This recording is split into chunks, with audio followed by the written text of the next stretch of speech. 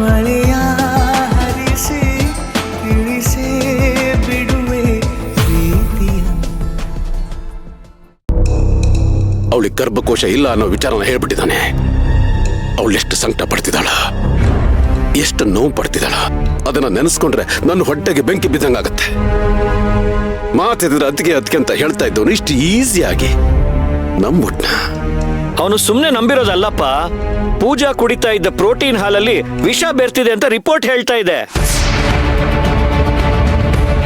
ಅದೇ ಒಂದು ಮಾತು ಮಾತ್ರ ಸ್ಪಷ್ಟವಾಗಿ ಹೇಳ್ತೀನಿ, ನನ್ನ ಮಗಳು ವಿಷ ಹಾಕೋದಕ್ಕೆ ಸಾಧ್ಯನೇ ಇಲ್ಲ. ಇದ್ರ ಹಿಂದೆ ಯಾರದ್ದೋ ಕೈವಾಡ ಇದೆ. ಕೈವಾಡನ? ನನಗ್ಯಾಕೋ ಆ ಪ್ರಿಯಾ ಮೇಲೆ ಡೌಟ್. ಇದರಲ್ಲಿ ಅವಳ ಕೈವಾಡ ಇದೆ ಅನ್ಸುತ್ತೆ. ನಿನಗೆ ಡೌಟ್, ನನಗೆ ಕನ್ಫರ್ಮ್. ಇದು ಪ್ರಿಯಾಳತ್ತೆ ಸಂಚು. ಅವಳಿಗೆ ನನ್ನ ಮಗಳ ಕಂಡ್ರೆ ಹೊಟ್ಟೆ ಊರಿ ಅವಳ ಹೆಸರನ್ನ ಕೆಡಿಸ್ಬೇಕು ಅಂತಾನೆ ಈ ರೀತಿ ಮಾಡಿರೋದು.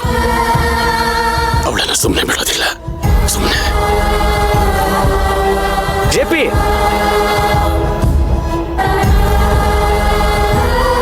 ನಾನು ಸುಮ್ಮನೆ ಬಿಡೋದಿಲ್ಲ.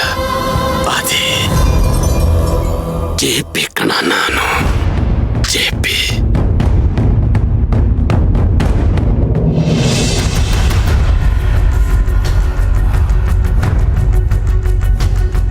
ಸೇವಂತಿ ಎಲ್ಲೋ ಸೇವಂತಿ ಕಾಣ್ತಿಲ್ಲ.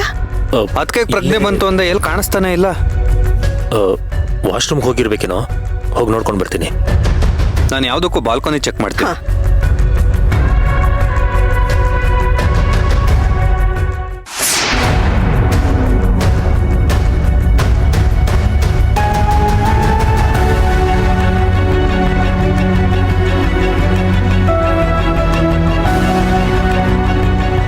ಸೇವಂತಿ